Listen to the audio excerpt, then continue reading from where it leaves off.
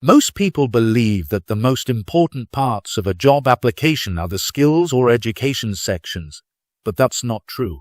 Studies show otherwise. After a quick scan of the entire application for simple mistakes or errors, hiring managers move directly to the employment history section. This is where the real evaluation begins. In this section, employers look deeper, analyzing patterns, reliability, and honesty. Based on what they see here, employers decide whether to reject the application or keep reading and consider the candidate for the job.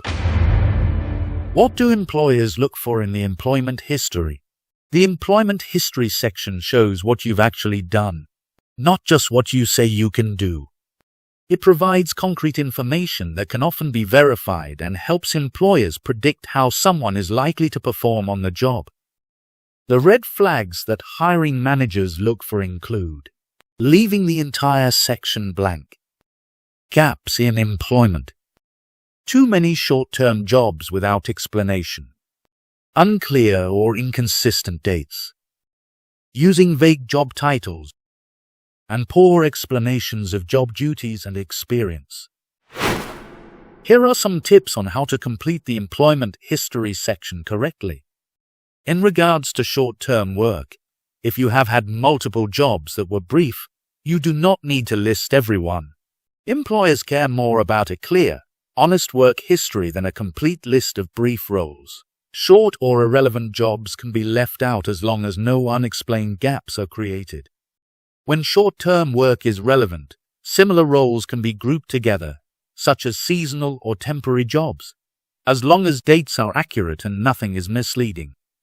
If you are listing jobs in which you were there for a short amount of time, then make sure to clearly label work as temporary or seasonal. Doing so avoids the appearance of job hopping and will give you an opportunity to explain at the job interview.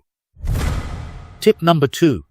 Strategically match your past job experiences and duties with the required qualifications for the position you are applying for.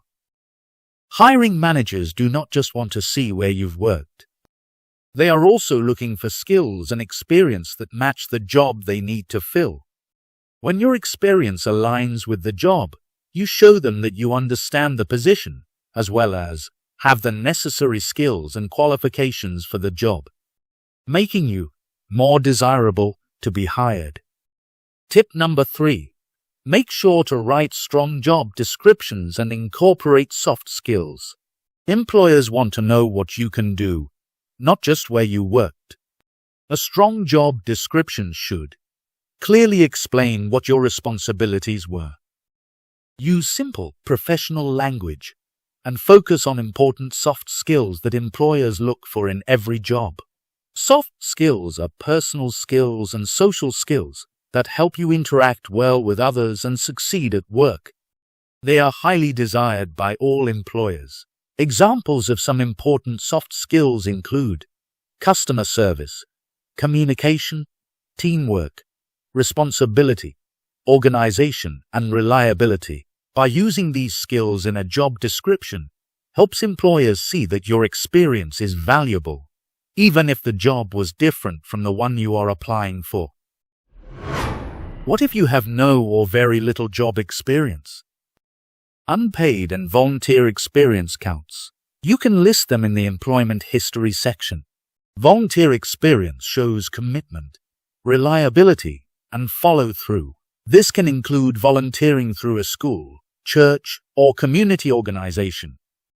School-based responsibilities and extracurricular activities also count as experience when described correctly. Roles such as club officer, team captain, and student aide all demonstrate responsibility, teamwork, and regular attendance. Qualities employers value. The final takeaway: when the employment history section is completed correctly, carefully, and honestly, you will greatly increase your chances of being hired.